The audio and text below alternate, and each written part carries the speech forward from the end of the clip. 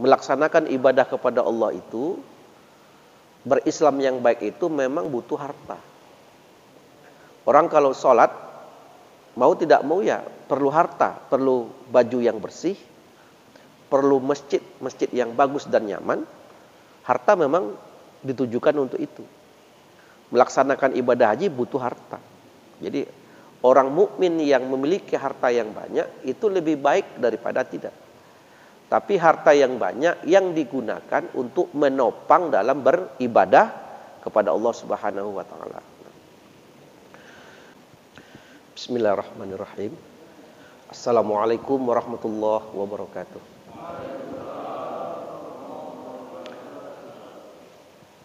Bismillahi walhamdulillah. Wassalatu wassalamu ala rasulillah wa ala alihi wa sahbihi wa mawala la hawla wa la quwata illa billah amma ba'du. Bapak-bapak, ibu-ibu, kaum muslimin yang dimuliakan Allah, kembali kita bertemu di hari ini tanggal 8 Januari 2022 bertepatan dengan 5 Jumadil Akhir 1443 Hijrah.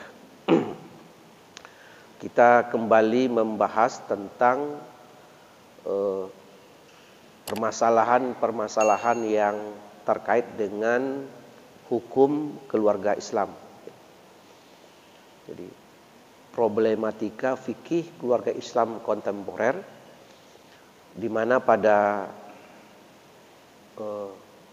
bulan yang lalu, tepatnya di tahun yang lalu, sudah 1 tahun, kita membahas tentang wasiat dalam keluarga. Kemarin kita bahas apakah semerta-merta setiap wasiat itu wajib dilaksanakan. Kan? Itu sudah kita bahas. Dan nanti kalau ada tanya jawab seperti biasa, mungkin boleh kita bahas lagi. Di subuh ini insya Allah menjelang masuk waktu sholat syuruk, kita bagi 2 sesi.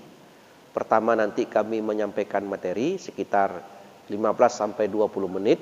Kemudian setelah itu kita buka tanya jawab. Bila tidak ada pertanyaan tentu penjelasannya akan kita tambah. Bapak Ibu sekalian, memang di dalam Islam itu ada beberapa ketentuan-ketentuan tentang pengelolaan harta dalam fikih Islam. Jadi harta yang kita miliki ini itu dikelola dengan baik. Sehingga apa yang kita punya ini tidak justru menjadi masalah.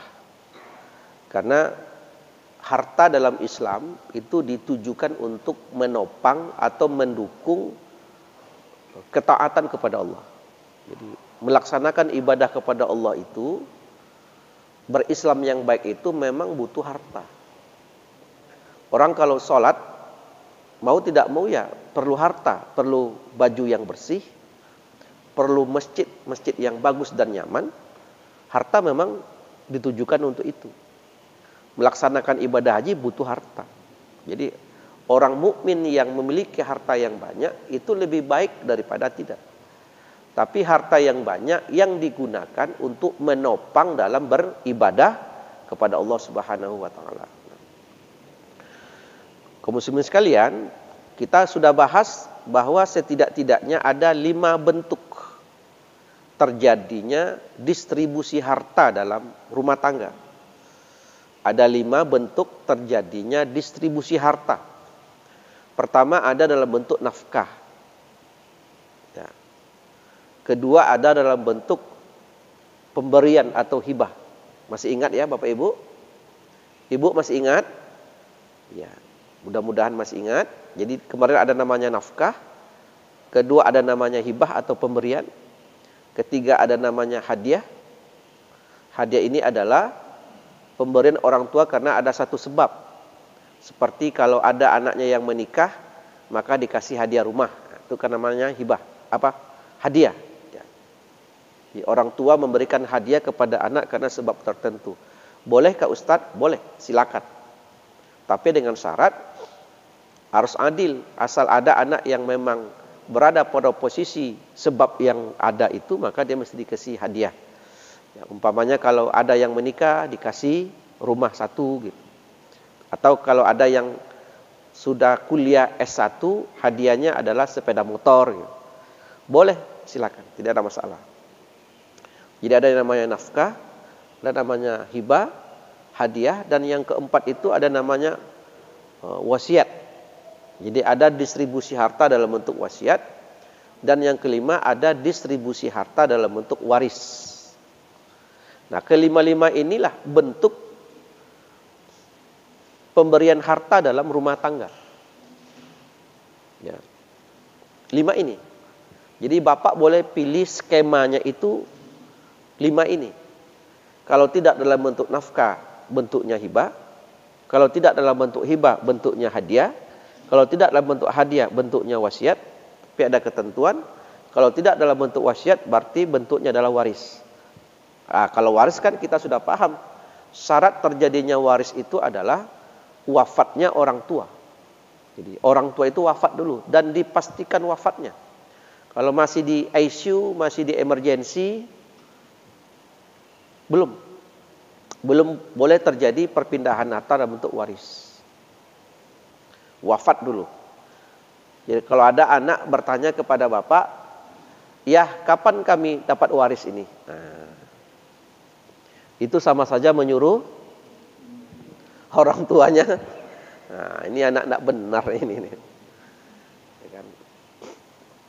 Nah, Bapak Ibu sekalian, kita kembali ke nafkah.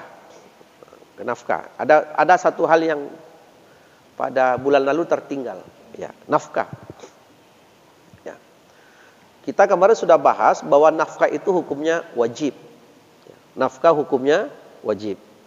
Nafkah itu wajib dilaksanakan oleh orang tua kepada anak. Wajib. Tidak bisa main-main. Ya.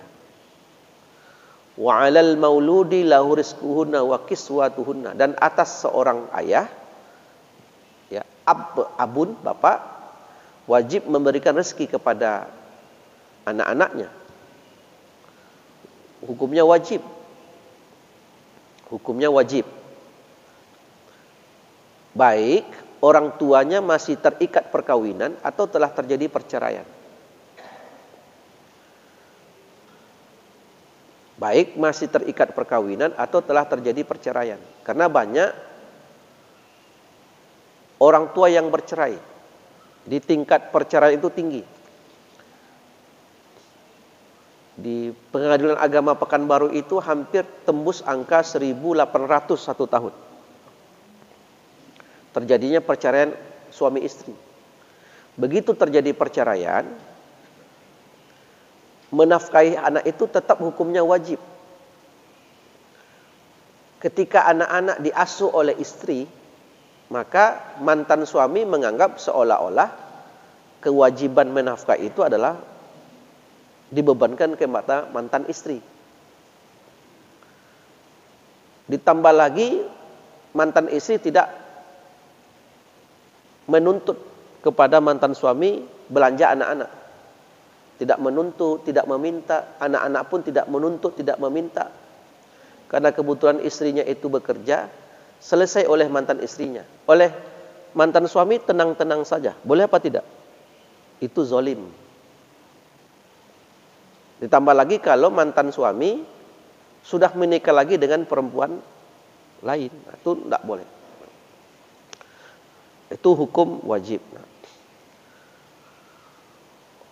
Rasulullah sallallahu alaihi wasallam berfirman, an Abi Hurairah radhiyallahu an, ada hadis dari Abu Hurairah, hadis riwayat Imam Muslim, dinarun anfaqtahu fi sabilillah. Kalau kalian punya uang, punya harta, maka uang kalian, harta kalian gunakanlah untuk fi sabilillah. Untuk membantu rumah tahfiz, ya. Kita tengok rumah tahfiz itu ada tidak ada kipas angin kita beli, tidak ada rehal kita belikan rehal, tidak ada karpet kita belikan, karena kebetulan rumah tahfiz ini tidak membayar atau membayar ala kadarnya. Ada 10.000 sebulan 10.000, 20.000 20.000, sehingga guru tahfiz tadi tidak memiliki sarana yang baik. Nah, kalau bapak punya uang, ibu punya uang, tengok rumah tahfiz tadi, tidak ada rehal, belikan rehal, tidak ada karpet, belikan karpet. Itu kalau kita punya uang, kata Rasul, gunakan untuk fisabilillah. Yang kedua, dinarun anfaqatahu fi raqabah. Kalau kalian punya uang, maka nafkahkan untuk memerdekakan budak. Zaman Nabi ada budak dimerdekakan, dibeli dari tuannya, beli dari tuan kemudian dimerdekakan. Yang ketiga, dinarun tasaddaqta ala miskin. Kalau kalian punya uang, sedekahkan untuk fakir miskin. Jadi untuk fisabilillah, untuk memerdekakan budak, untuk fakir miskin. Kata Nabi lagi, dinarun anfaqtahu ala ahlika. Kalau kalian punya uang, cukup memadai, punya pendapatan yang bagus, maka kalian nafkahkan keluarga kalian, anak, istri. Kata Rasul, menafkahi anak istri yang cukup, itu pahalanya lebih besar daripada berinfak untuk fakir miskin, daripada memerdekakan budak, daripada membantu fisabilillah. Jadi bapak-bapak, para suami yang menafkahi keluarga dengan baik, dengan cukup, dengan sempurna, itu ternyata pahalanya jauh lebih besar daripada bersedekah kepada fakir miskin. Mudah-mudahan kita ini masuk dalam kelompok hadis ini. Amin. Nah, jadi jangan disangka menafkahi keluarga itu tidak ada pahalanya. Jangan disangka orang yang memberi uang kepada istri minggu ke minggu untuk belanja itu tidak ada pahalanya. Ternyata pahalanya itu jauh lebih besar daripada bersedekah kepada fakir miskin, daripada fisabilillah. Coba dibayangkan Bapak Ibu sekalian. Secara tidak sengaja, secara tidak tahu, ternyata pahala suami ini banyak. Nah, Bapak Ibu sekalian, ya, kita para suami ini mungkin kalau tidaklah sempurna sholat kita, tak sempurna ibadah kita, barangkali sempurna menafkahi keluarga, itu pahala yang paling besar lah. Amin. Nah, sekarang Bapak Ibu sekalian, kita akan bahas topik tentang nafkah ini. Apa sebab-sebab terjadinya nafkah dalam keluarga? Nah, ini fokus kita. Sebab-sebab di mana nafkah itu terjadi dalam rumah tangga. Siapa saja yang wajib kita nafkahi, dan kenapa nafkah itu bisa muncul dalam keluarga? Maka ada tiga sebab. Ada tiga sebab di mana seseorang itu wajib nafkah. Muncul nafkah pada dirinya. Muncul saling nafkah menafkahi. Ada tiga sebab. Di luar tiga sebab ini, maka tidak wajib nafkah. Nah, kita bahas tiga sebab ini. Pertama,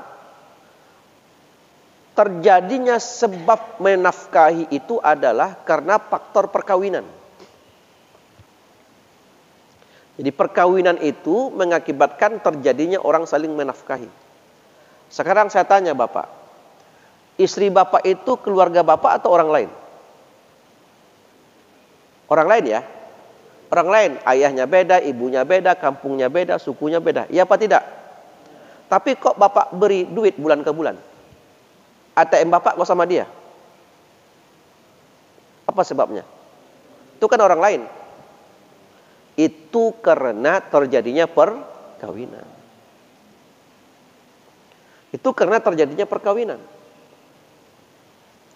Kalau ikatan perkawinan itu sudah lepas, Bapak ATM-nya sama dia lagi apa tidak? Tidak lagi. Masih Bapak beli belanja bulan ke bulan? Tidak lagi. Karena sebab perkawinan. Ada enggak orang menafkahi perempuan, enggak tahu siapa orangnya, wajib nafkah? Tidak. Karena akibat perkawinan itu terjadilah saling menafkahi. Dan itu hukumnya wajib. Nah, hukumnya wajib.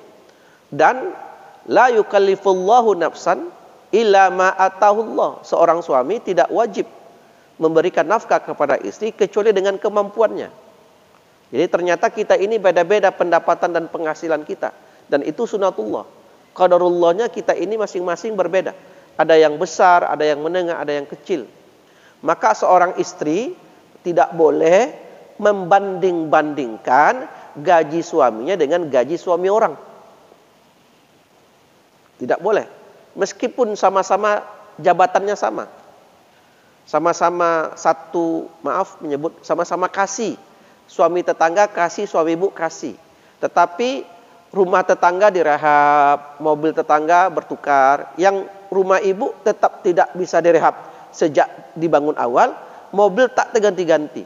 Maka ibu tak boleh bandingkan. Bang, Syanu kasih juga mobilnya cantik, abang kok tidak? Tidak boleh membanding-bandingkan. Karena kasih itu terbagi sepen pula. Kasih itu banyak pula model. Nah, jangan dibanding-bandingkan, tidak boleh.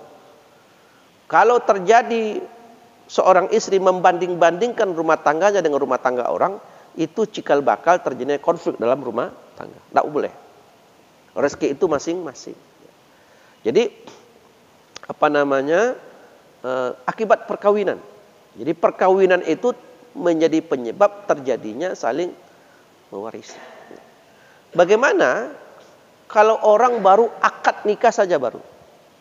Dulu ada sistem di kampung kita, sudah nikah tapi belum pulangan. Ada apa tidak?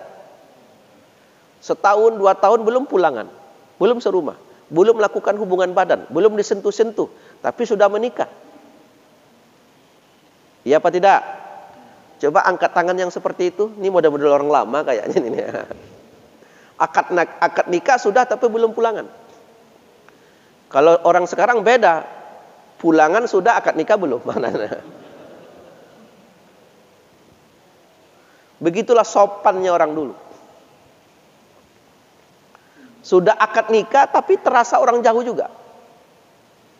Bertemu malu-malu. Ya. Nah, apakah sudah wajib nafkah atau belum? Padahal sudah akad nikah. Nah, ayo. Apa Pak? Banyak ulama di masjid ini kawan. Ini ya, ini tidak itu ya. Sudah wajib enggak diserahkan mahar? Sudah wajib. Kalau terjadi perceraian, bercampur belum, hubungan badan belum, baru akad nikah terjadi perceraian. Mahar diserahkan atau tidak? Ayo. Nah, ini yang mau kita jelaskan, Bapak Ibu sekalian yang kami muliakan, itu nanti umpamanya begini. Ketika akad nikah, dia sudah mengatakan, waktu akad nikah sudah menyatakan bahwa maharnya 50 juta. Jadi karena mungkin pendapatan suaminya ini bagus, maka aku nikahkan engkau dengan anak kandungku dengan mas kawinnya umpamanya 50 juta. Aku terima nikahnya Syanu dengan mas kawin 50 juta. Oke, akad nikah. Nah, dan mas kawin itu malam itu juga diserahkan. Ya. Hari Jumat akad nikah. Sabtu, Ahad, Sabtu pesta tempat laki-laki, Ahad pesta tempat perempuan. Nah, tetapi Jumat, Sabtu, Minggu belum terjadi apa-apa karena banyak faktor lah. Karena mungkin masih halangan atau segala macam, belum terjadi hubungan badan suami istri. Hari Senin, tiba-tiba kantor tempatnya bekerja, perusahaannya mengirimnya ke Surabaya. Ini kantor yang jahat nih. Tega-tega betul dia. Pengantin baru langsung disuruh keluar kota. Ke Surabaya selama 15 hari. Karena ini tugas kantor dan kita sudah sampai pada tingkat manajer, tidak mungkin menolak kemauan perusahaan, kemudian berangkat ke Surabaya. Hari pertama, hari kedua, hari ketiga, hari kelima, Begitu di Surabaya, kita sekarang kan punya jejak digital. Tengok Facebook, tengok Instagram, nampaklah oleh sang suami foto-foto istrinya dengan laki-laki lain. Tapi itu foto-foto lama. Boleh terjadi sekarang Bapak Ibu, kena jejak digital. Ditengok-tengok, istri saya ini kok foto dengan orang lain, tapi itu foto-foto dulu, foto-foto lama. Walaupun itu foto lama, tapi berubah hatinya. Hatinya berubah. Sampai di Pekanbaru, diceraikan istrinya. Istrinya diceraikan. Nah, terjadi perceraian sebelum terjadinya hubungan badan. Padahal mas kawin sudah 50 juta rupiah. Kalau tidak terjadi perceraian, yang mas kawin tak akan diungkit-ungkit. Kita ini biasanya harta itu akan diungkit-ungkit jika terjadi konflik. Dibaca-baca semuanya lagi. Iyalah kalau 50 juta. Kalau satu buah mobil Pajero Sport, sampai segitunya Ustadz, mas kawin Pajero Sport. Mungkin dia punya sawit 200 hektar. Sekarang lagi viral, berkokok ayam pagi 50 juta masuk rekeningnya. Asal berkokok ayam pagi, asal sholat subuh, asal kata muazin as-salatu khairum minan naum, masuk 50 juta. Bapak ibu saja yang kalau pas pagi masuk 75.000, potong koperasi, potong hutang bank, potong beli lontong. Tinggal lagi 50.000. Bagaimana hukum daripada mas kawin tadi? Sudah disebut dalam akad nikah, tapi itu dijelaskan oleh Allah dalam Al-Quran. Wa in talaqtumuhunna min qabli an tamassuhunna. Jika kalian menceraikan seorang istri sebelum kalian mencampurinya, padahal kalian sudah menetapkan maharnya, sudah disebut dalam akad nikah, fanisfu ma faradtum, maka mas kawin itu dibagi dua, cuman 50% saja.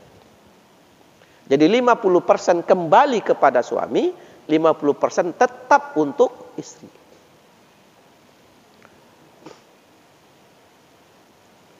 Ada, jadi Islam itu rinci, diatur sedemikian detail.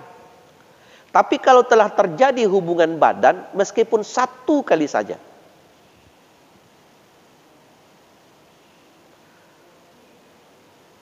mesti satu kali saja hubungan badan, maka mas kawin tadi sepenuhnya milik istri. Bahkan Imam Asy-Syafi'i mengatakan, apabila seorang laki-laki dan perempuan telah masuk kamar,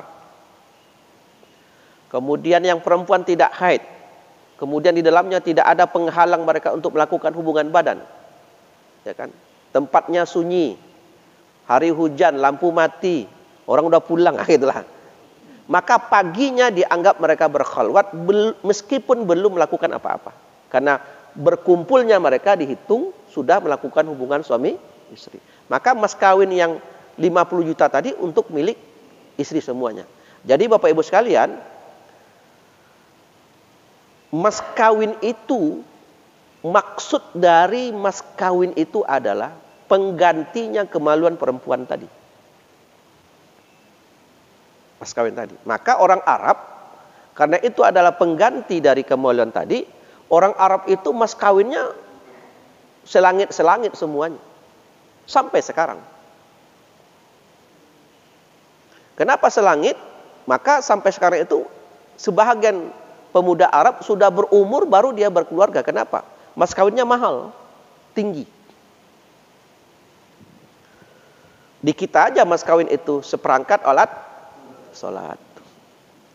Kalau saya tengok wajah-wajah bapak-bapak ini, wajah-wajah seperangkat alat sholat nampaknya nih. Dan itulah rendah hatinya perempuan-perempuan kita. Dan itu harus diapresiasi. Andaikan bapak bisa menikah lagi, sebenarnya mas kawin itu adalah satu bentuk pemberian yang itu bisa jadi modal, dan harta itu bisa bertahan dalam waktu, saat, dan kapanpun. Nah, cocok itu memang emas. Kenapa? Emas itu dia bisa bertahan dalam situasi apapun sebagai pegangan bagi seorang istri. Itu namanya pemberian dari hati yang paling dalam. Pas kawin, ya. Nah, kecuali kata Allah dalam Al-Quran itu, kecuali anta'fu. Jadi, kecuali kalau pihak-pihak yang ada dalam akad nikah itu memaafkan. Maksudnya, kata suami, dia maafkan. Anta'fu itu maksudnya menghapus. Kata suami, wahai adinda, walaupun kita tidak menjadi suami istri lagi, walaupun kita sudah akad nikah, tapi karena faktor hal kita tidak bisa jadi suami istri, biarlah yang 50 juta tadi, seharusnya 25 juta untuk abang, itu tidak abang ambil untuk engkau saja. Boleh apa tidak? Boleh. Dan itu yang mulia. Kata istri, tidak bang. Nah, di dalam Al-Quran itu disebut, tidak bang. Yang 25 juta yang bagian saya, itu tak usah saya ambil, untuk abang saja, ambil semuanya untuk modal abang menikah dengan perempuan lain. Kata suami, enggak, ini untuk engkau saja. Abang masih ada yang lain. Kata sang istri, enggak, ini untuk abang saja. Saling ingin menunjukkan kebaikan. Maka disebut wa anta'fu aqrabu littaqwa. Siapa yang memaafkan, yang menyerahkan bagiannya untuk pasangannya, itulah yang lebih bertakwa kepada Allah. Bayangkan Bapak Ibu sekalian. Ini untuk engkau, ya enggak, untuk abang lah, enggak, untuk engkau. Saling tolak menolak. Ada orang seperti itu. Dan siapa yang melepaskan bagian dia, itulah yang paling bertakwa kepada Allah. Sama seperti ibu-ibu belanja di pasar. Berapa harganya, Nek? Langkok-langkok ini segala macam, duitnya 47.000 rupiah. Sisa 3.000. Sang ibu yang belanja 50 diserahkan. Nggak ada balik, nih untuk nenek aja lah. Nggak, sang nenek mengembalikannya 5.000. Berarti kalau dikembalikan 5.000, ada duit nenek tuh 2.000 di dalam. Ya apa tidak? Kata sang nenek, nih untuk ibu aja 5.000 ambillah, enggak apa-apa. Ada duit nenek 2.000, enggak apa-apa, ambil sajalah. Kata ibu yang belanja, enggak Nek, 50.000 untuk ibu nenek sajalah. Saling tolak menolak. Ada enggak ibu-ibu belanja di pasar seperti itu? Mudah-mudahan adalah. Siapa yang kemudian memberi, kalau ibu yang memberi 50.000 yang sisa 3.000 tadi, ibulah yang paling bertakwa kepada Allah. Tapi kalau duit nenek tuh yang terlangsung ke ibu, nenek itulah yang bertakwa kepada Allah. Begitu Islam indahnya. Ini enggak. Berapa sisanya? 49.500. Sisa 500.000. Dikasih duit 50.000. Kan balik 500. Enggak ada. Susah nenek tuh cari, enggak ada. Kata ibu nih, kalau enggak ada, cabai rawit lah dikit. Yang ketinggal enggak ada tuh. Kata Allah lagi dalam ayat yang sama, wala tansaul fadla bainakum, dan jangan kalian melupakan al-fadlah, keutamaan dalam suami istri ini. Jadi kita suami istri tidak boleh melupakan keutamaan. Maksudnya adalah,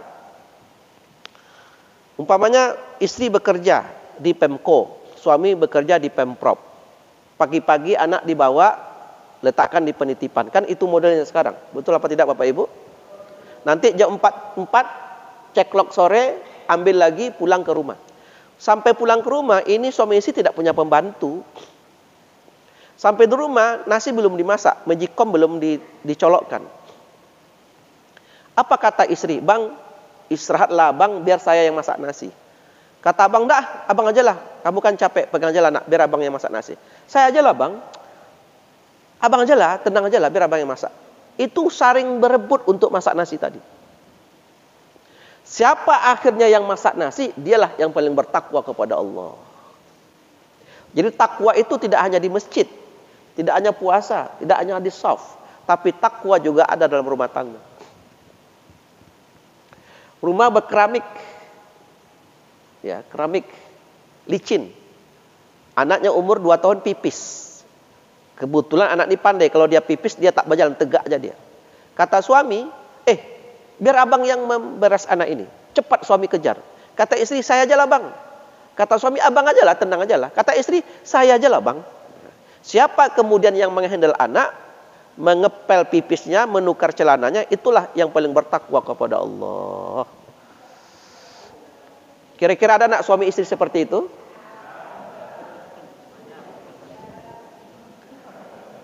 Kata suami, itu anak pipis jalan telentang nanti, cepatlah. Kata istri, kan anak abang juga tuh katanya.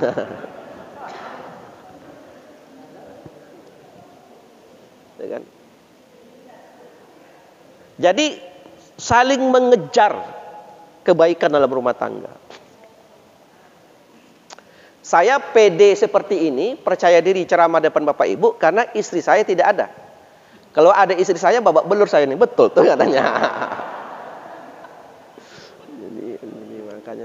Jadi kalau ada istri saya di belakang ikut, biasanya topiknya saya robah. Nah, itu dia.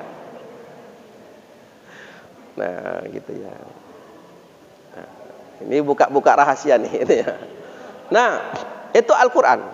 Ya, dan ini ayat ini luar biasa. Biasanya saya bahas ini pada kajian mahar. Mahar ya.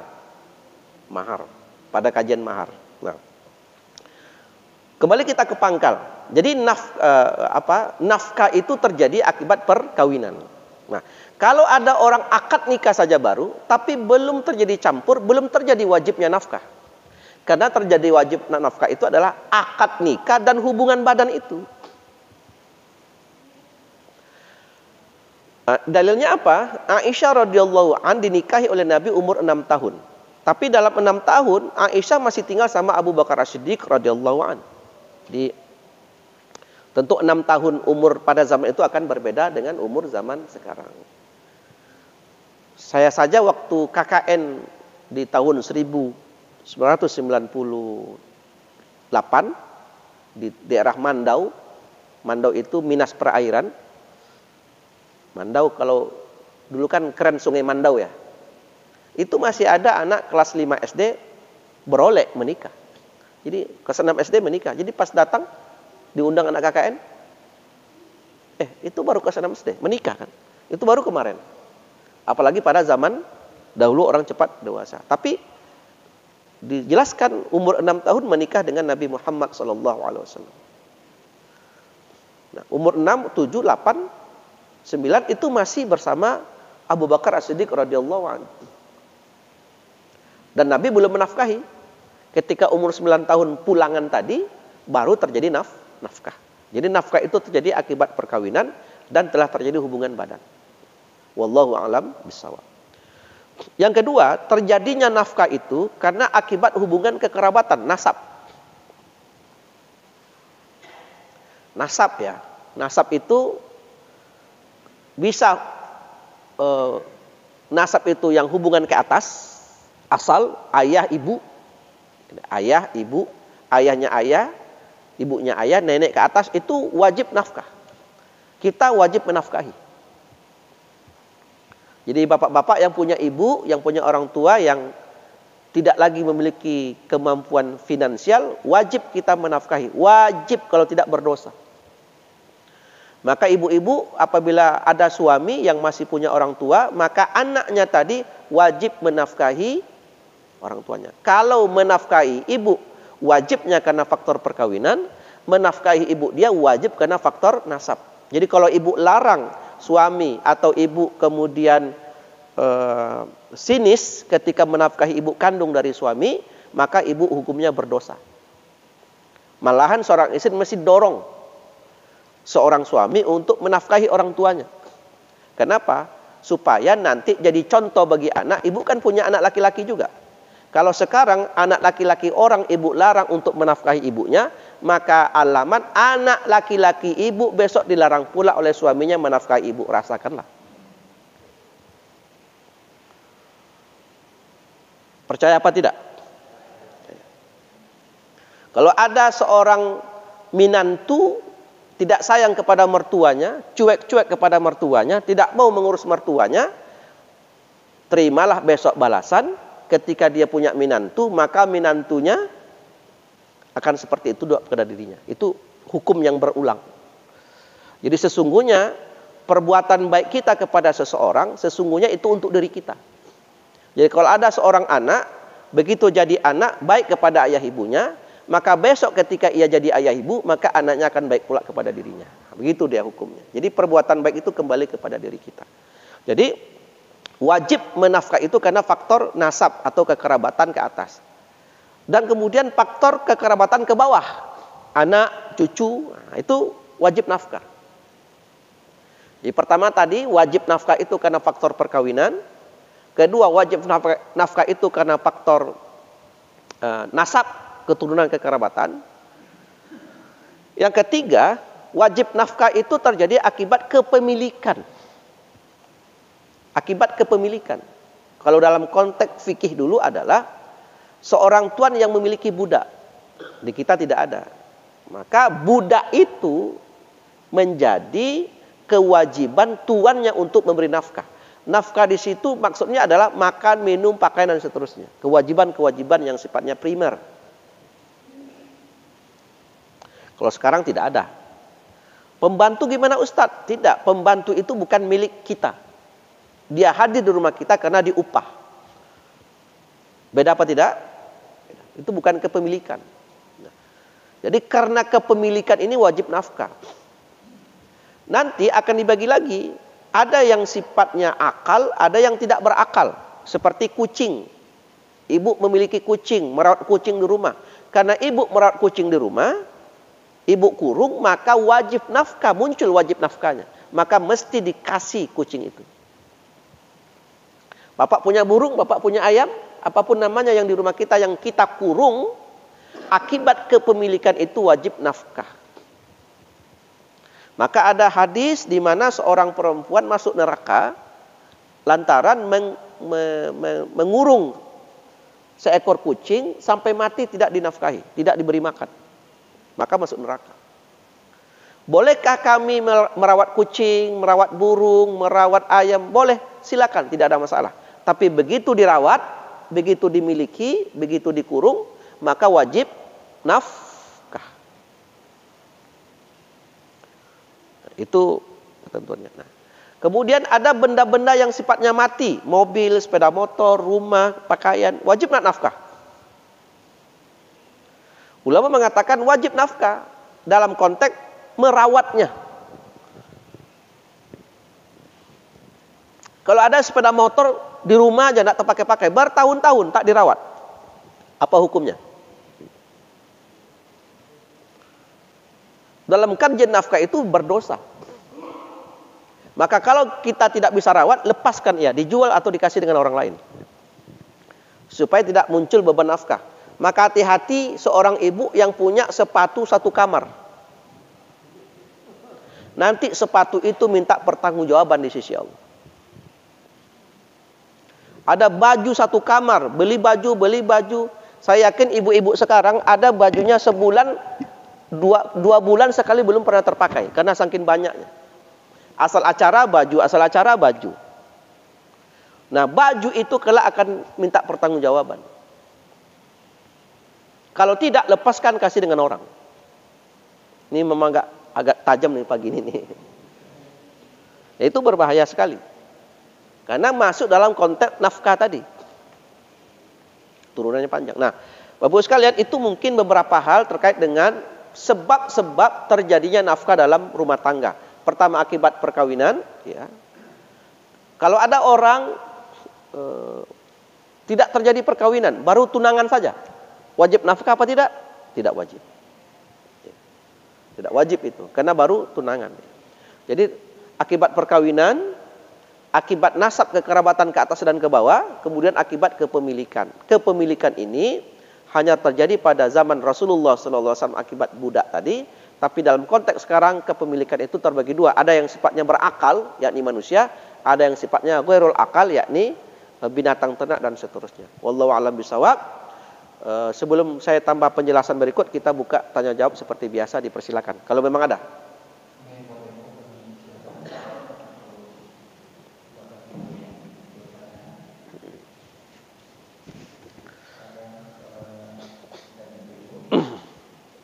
Kalau tidak kita lanjutkan. Silakan Pak.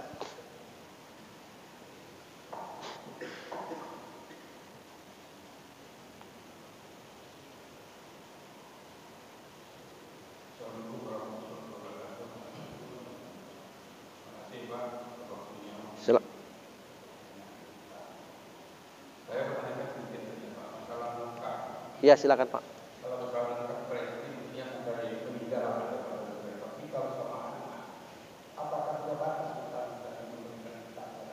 Ya.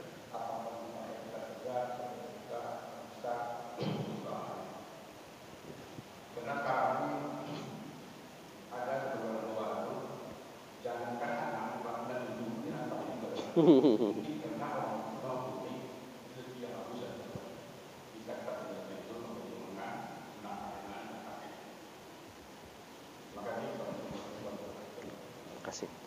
Kapan kita wajib menafkahi anak? Kapan batasnya?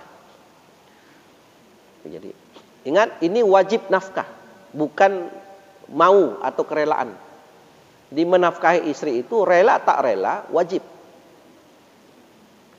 Kalau ke cucu itu kan karena faktor mau kakeknya saja. Kalau kakeknya tidak mau, tidak berdosa. Cuman ndak tak tengok saja cucunya, itu aja masalahnya. Kalau dia anak perempuan, batasan wajib nafkah orang tua itu adalah sampai ia menikah. Begitu dia punya suami, maka stop wajib nafkah bapak.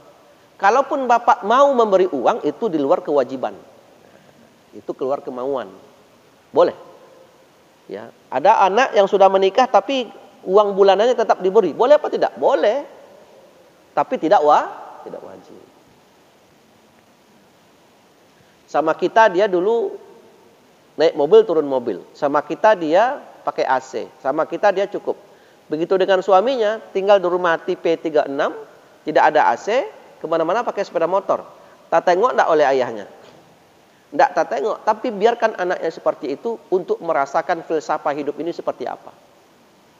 Bukankah dulu bapak ibu hidup juga dulu awal seperti itu? Biarkan, tahan saja dulu. Bukankah kalau kita mati nanti semuanya kan untuk dia juga nih.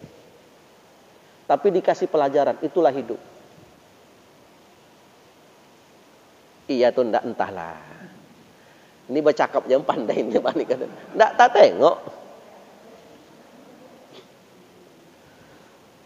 Ibu hati-hati ya. Sekarang di pengadilan agama tren sebab terjadi perceraian itu akibat intervensi mertua. Jadi bapak ibu jangan intervensi rumah tangga anak, biarkan mereka hidup seperti itu. Apabila ada hari tertentu mereka mengadu, baru dibantu. Sepanjang tidak mengadu, silakan. Biarkan dia seperti itu. Supaya dia memahami filosofis hidup. Bapak ibu ini bisa seperti sekarang, teruji karena teruji dari nol. Iya apa tidak? Teruji dari tidak makan. Teruji dari berutang beras ke kedai. Iya apa tidak? Teruji dari petir, hujan lebat, gendong anak, pakai sepeda motor, bawa ke rumah sakit. Iya apa tidak? Teruji dari situ. Anak kita ini belum teruji sekalipun. Hidup sudah dapat mewah saja. Nah, jadi anak perempuan Pak sampai dia nikah. Anak laki-laki, kapan batasan kita wajib nafkah? Sampai ia memiliki pekerjaan. Nah, pekerjaan karena sekarang susah, maka bisa kita ukur sampai dia S1 umpamanya, sarjana. Ya. Jadi wajib nafkah itu. Walaupun orang tuanya kaya raya, tidak wajib lagi dia menafkahi. Tapi kalau orang tuanya mau, tidak apa-apa, silakan. Nah, nafkah ini maksudnya bukan hanya beli sesaat. Kalau kakek atuknya ini kan hari baik bulan baik datang belikan cucu ini, belikan cucu itu, tidak nafkah namanya. Nafkah itu kewajiban rutin, sandang, pangan, papan, pendidikan, sekolah dan seterusnya. Itu namanya nafkah. Ya Pak ya, itu nafkah. Nah, termasuk seorang istri yang sudah dijatuhkan tolak. Nah, ini pertanyaannya. Jadi ketika istri dijatuhkan tolak, itu wajib nafkah apa tidak? Wajib, Bu? Wajib, tetap wajib. Sampai iddahnya habis 3 bulan 10 hari, maka dalam 3 bulan 10 hari tetap wajib nafkah seperti biasa. Tidak boleh tidak. Wajib nafkah seperti biasa. Nah, ada qiyas aula namanya. Apa qiyas aula? Sedangkan istri yang dijatuhkan tolak saja, itu wajib nafkah, apalagi istri yang tidak dijatuhkan tolak. Ya, wallahu a'lam bishawab. Itu jawabannya Pak ya. Terima kasih. Ada yang lain? Silakan Bapak Ibu. Ya, silakan Pak.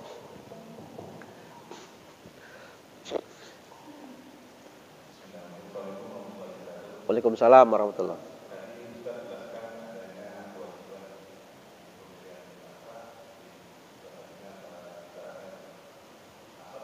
Ya.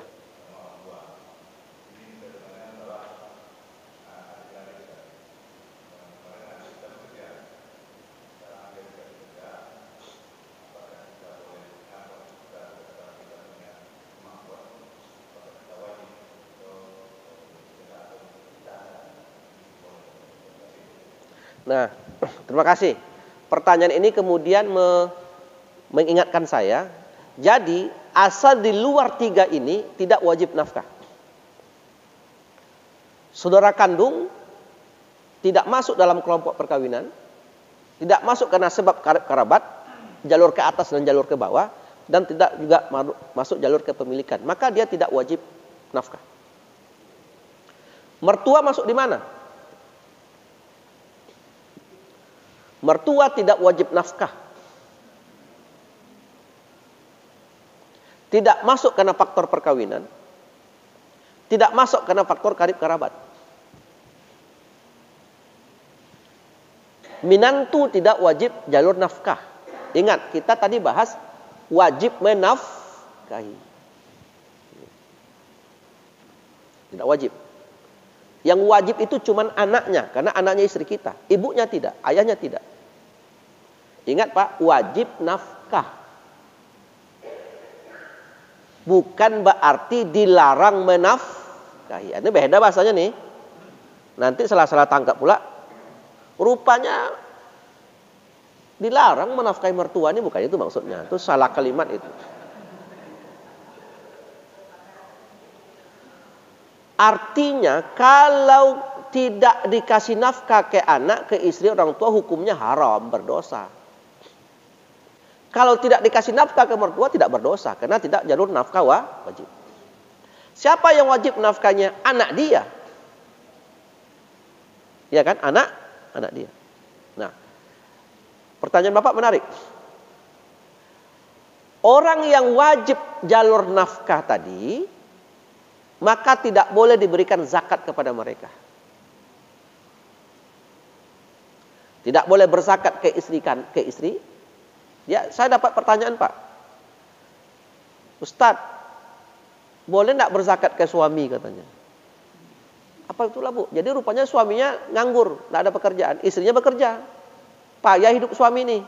Boleh enggak saya berzakat ke suami? Saya pikir, itulah nasib badan nih. Kalau istri bekerja, suami tidak, melarat dibuat suaminya.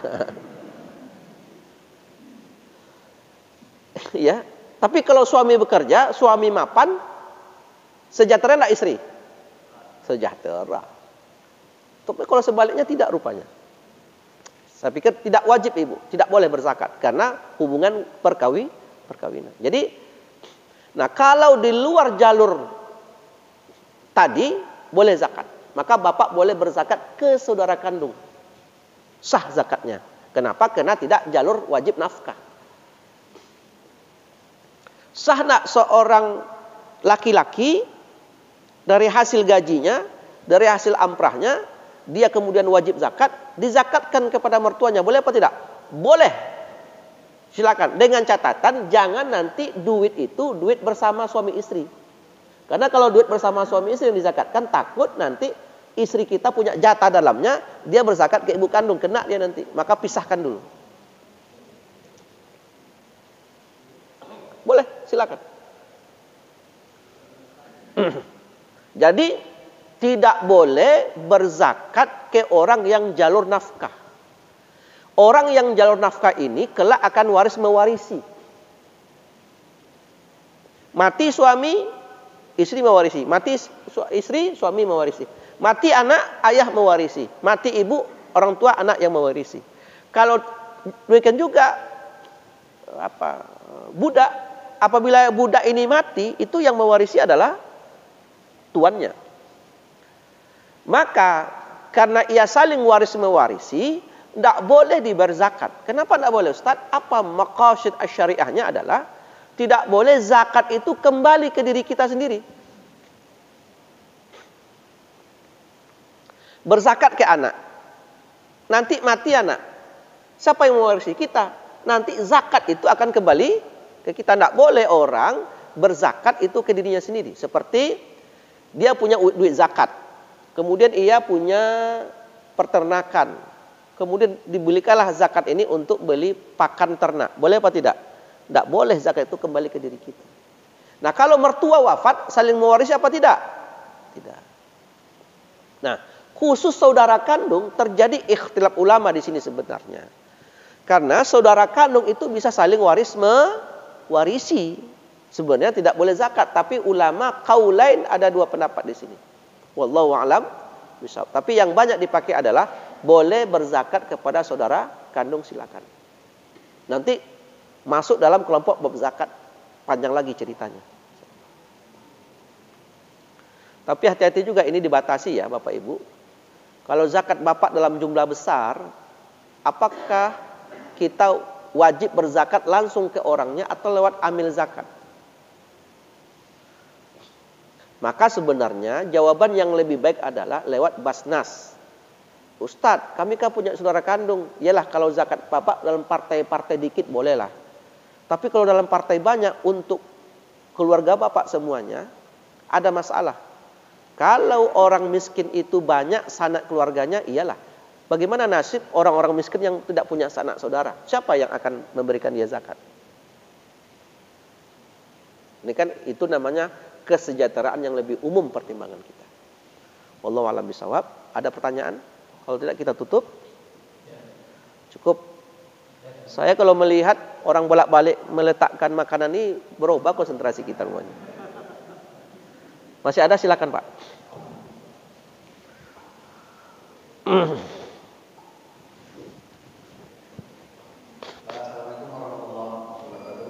Waalaikumsalam warahmatullahi wabarakatuh.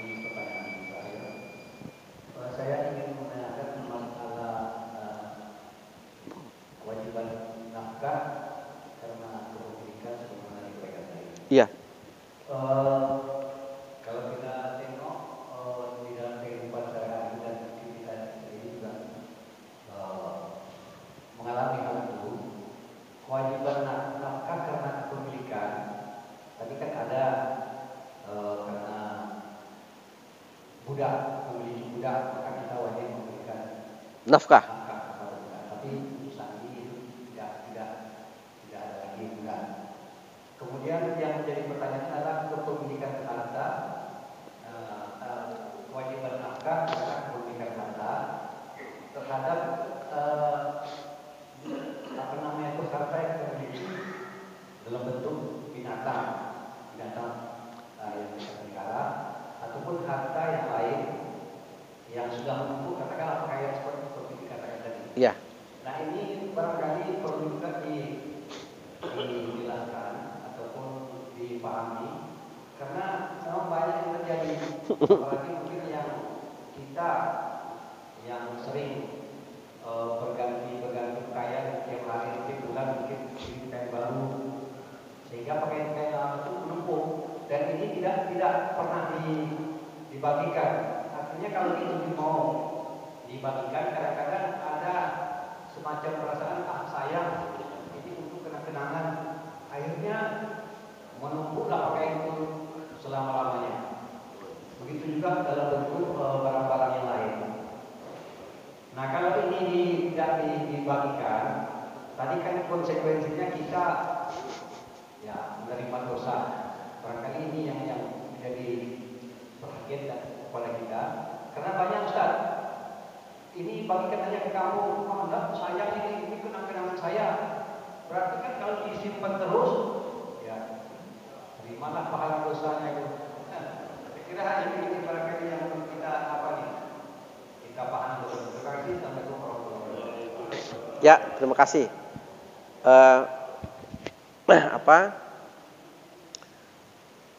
Saya senang sekali Bapak bisa mengurai sebelum bertanya.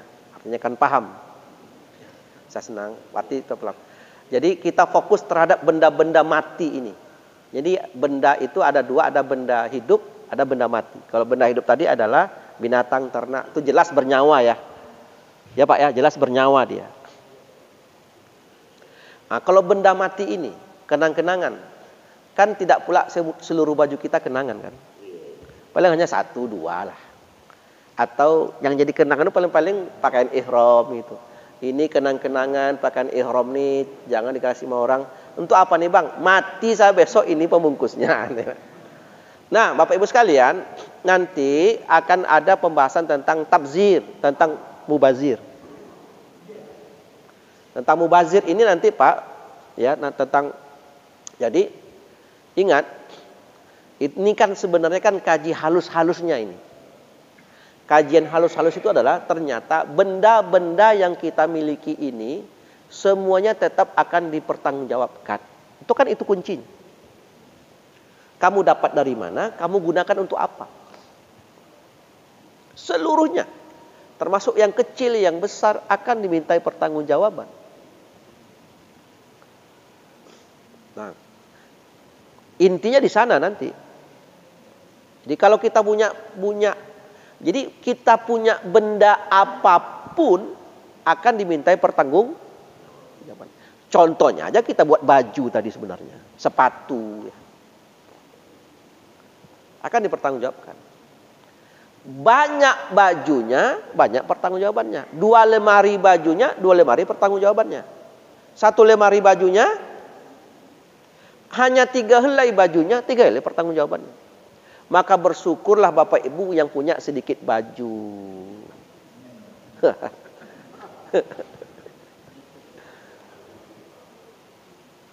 Ada orang punya mobil 4. Sudahlah merawatnya, susah. Mengatur kapan servis, kapan ganti oli segala macam. Kapan ganti pajak segala macam. Di dunia itu, nanti di akhirat pertanggungjawaban juga akan banyak juga. Mobil ini engkau bawa jalan kemana? Panjang ceritanya tuh. Kita tambah 5 menit. Tidak apa-apa Pak ya. Suruknya kita geser. Saya baca artikel. Tapi artikel itu bebas. Tapi bicara gaib. Jadi ada kisah seorang orang kaya yang berkata, siapa yang bisa menemankan saya dalam kubur 1 tahun pertama, separuh harta saya untuk dia. Nah, ini kan tawarannya aneh nih. Jadi dibuat brosur di Facebook segala macam.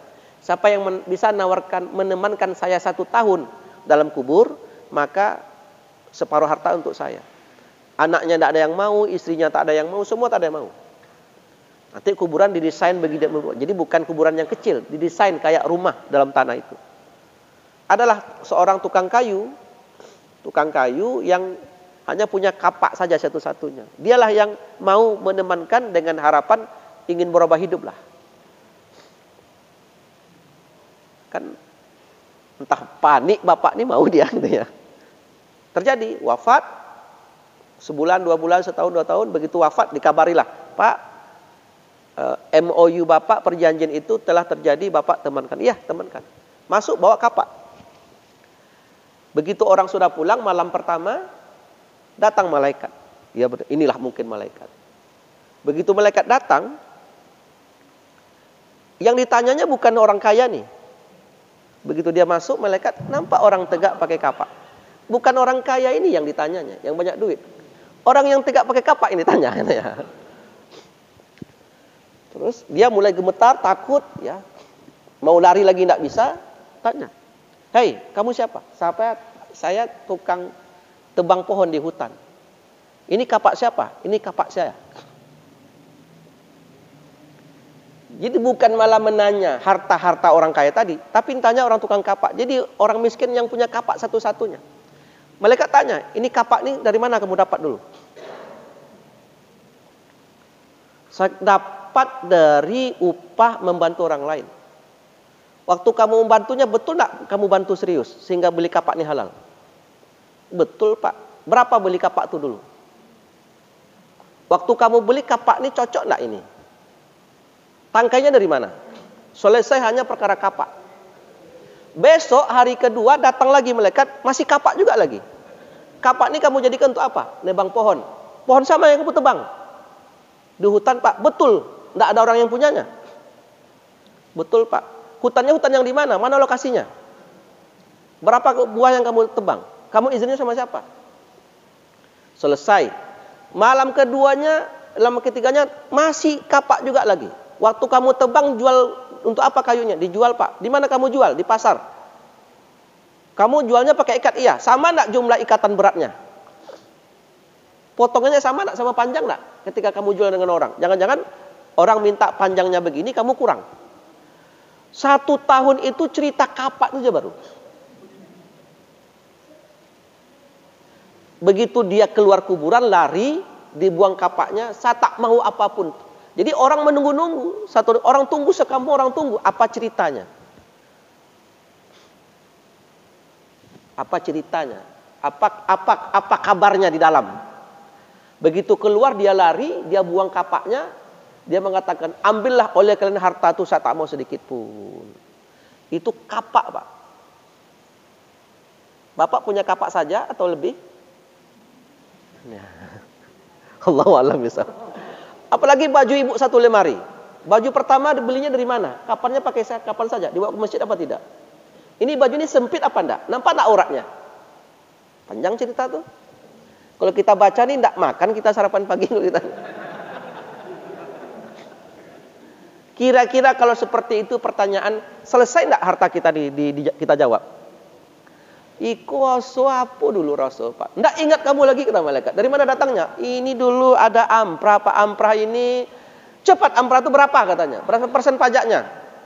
Kamu dapat amprah tapi kerja apa tidak? Enggak Pak, kan panitia tuh kan ada pertanggung jawab, ada sekretaris. Kamu kerja apa tidak? Ya, berbasis SK Pak, bukan berbasis kerja katanya. Ya. Na'udzubillahimin.